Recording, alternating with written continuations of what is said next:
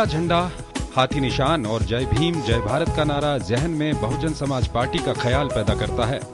सर्वजन हिताय सर्वजन सुखाय की नीति पर चलने का दावा करने वाली बसपा आज देश की तीसरी सबसे बड़ी राष्ट्रीय पार्टी बन चुकी है।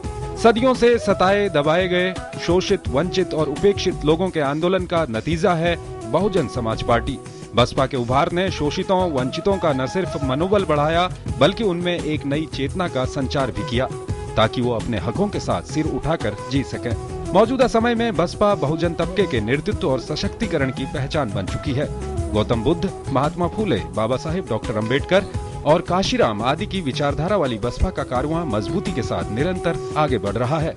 मैं कभी शादी नहीं करूंगा, खुद के लिए कभी कोई संपत्ति नहीं जोड़ूंगा, मैं कभी घर वापस नहीं लौटूंगा। मैंने अपनी पूरी जिंदगी फूले अम्बेडकर के आंदोलन को समर्पित कर दी है। बहुजन नेता काशीराम के इस विचार पर हजारों नौजवानों ने अपनी जिंदगी सामाजिक परिवर्तन के लिए झोंक दी। देश की राजनीति में बहुजन समाज की भागीदारी के लिहाज से काशीराम ने कड़ा संघर्ष किया। बहुजन समाज यानी अनुसूचित जाति, जनजाति, पिछड़े और अल्पसंख्यक, जिनकी देश में आबादी तकरीबन 85% है। उन्होंने इसी बहुजन समाज के कर्मचारियों का संगठन बामसेफ बनाया। इसके बाद बुद्धिस्ट शोध केंद्र और दलित शोषित समाज संघर्ष समिति यानी DS4 और आखिर में 14 अप्रैल 1984 को बाबा साहेब डॉक्टर अम्बेडकर की जयंती के मौके पर बहुजन समाज पार्टी की स्थापना की। पार्टी के पहले अध्यक्ष वो खुद बने। उनका लक्ष्य करीब 6000 पिछड़ी जातियों को जोड़कर बहुजनों के हाथों में सत्ता की चाबी थमाना था। काशीराम ने फंड जुटाने के लिए लोगों से एक टाइम का खाना मांगा और वोट के साथ नोट मांगना शुरू किया।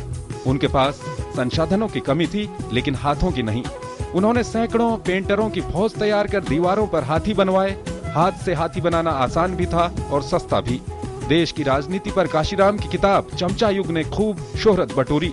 ओबीसी आरक्षण के लिए काशीराम ने अपने विभिन्न संगठनों के द्वारा संघर्ष किया और मंडल कमीशन की रिपोर्ट को लागू करवाने में अहम भूमिका निभाई।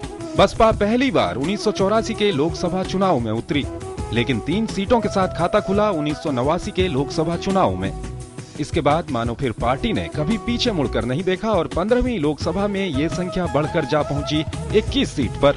1989 में उत्तर प्रदेश विधानसभा चुनाव में पहली बार कदम रखते ही बसपा के 13 विधायक चुनकर आए और सिलसिला जा पहुंचा 2007 में 206 सीटों के साथ पूर्ण बहुमत तक। इस बीच बसपा ने 3 बार राज्य में गठबंधन सरकार का नेतृत्व किया, लेकिन 2012 में पार्टी को 80 सीटों पर ही सफलता मिल सकी।